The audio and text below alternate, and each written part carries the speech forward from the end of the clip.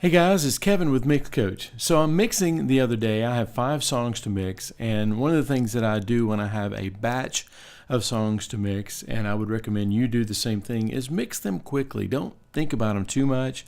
Just kind of mix like a musician would play, and just kind of take a stab at it, print it, take it to your car, listen around to it, because what you're going to find is that as you're mixing, you're going to start experimenting with things, and some things will work, some things won't. Some things will sound good on your monitors in your studio, and you think they sound good, and then you take them to the car, and then they don't sound as good as you thought.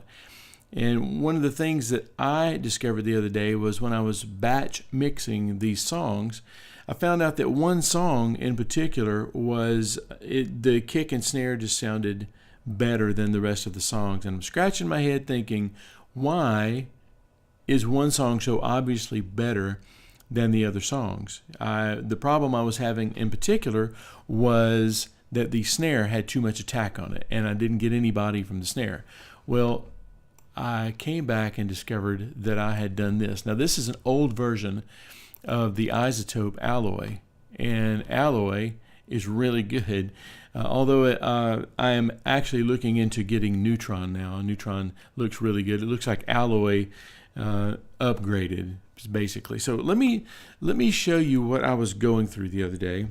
And this, in my opinion, this snare as it sits is a little bit over compressed. As you can tell that.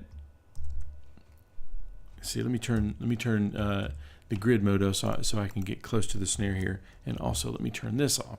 Okay, so as you can see, the person who tracked this, you can see that this is where the attack is on the snare, and that is probably the attack time of the compressor. And I'll bet you that if we could look at the compressor and we could see minutes and seconds, we could see that the length of what I've got selected here is 2 milliseconds. So that's the attack time of the snare. So that's how much got through, and then the rest of it is the snare compressed. But what we ended up with, and let me bypass this so you can see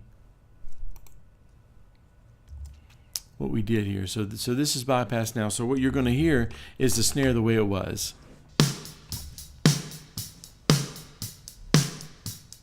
And you can tell it's a good sounding snare, but when you mix it to the mix, when you listen to it in the mix, you get this. Especially on ones like this where you could see that the attack is way hot, but the release is not.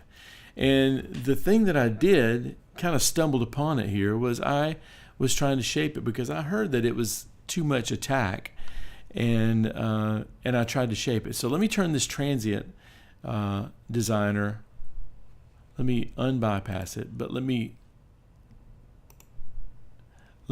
just normalize it the way it was, and I'll remember where everything is. So listen to this.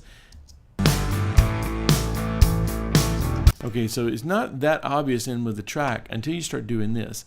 So I'm just going to play this, and then we'll pull the attack down so that it's not as much attack, and then I'm going to push the sustain up. That way you get more of the tone of the snare. So check this out.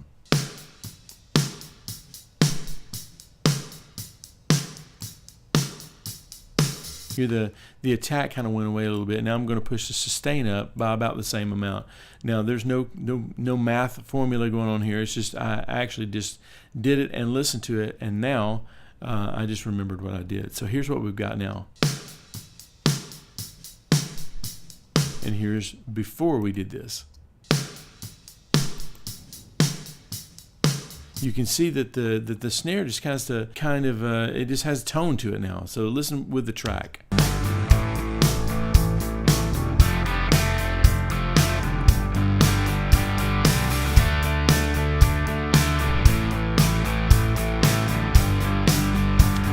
So that's a very subtle difference, but it was not that subtle when I listened to it in my car. It was hands down the best of the snares that I did. So I went back and I inserted this plugin to kind of uncompress the snare a little bit, and it helped a lot. So if I can leave you with just 2 tips, first thing is always listen to it in your car. If you're listening to it on one set of monitors, you're not getting the full picture. I wrote a blog post, and I'll put a link in the section below, where you have to listen to several sets of speakers to get the full picture. It's like you're interviewing people.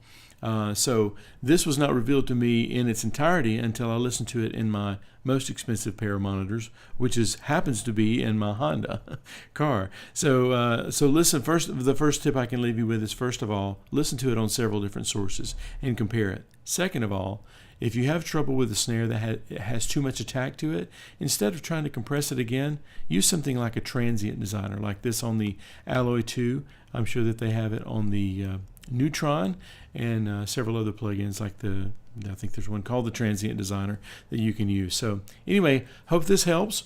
If you like videos like this, come check us out at mixcoach.com. And we also have a membership site called Mixcoach Member.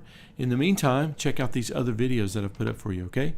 Talk to you soon. This is Kevin with Mixcoach. Bye.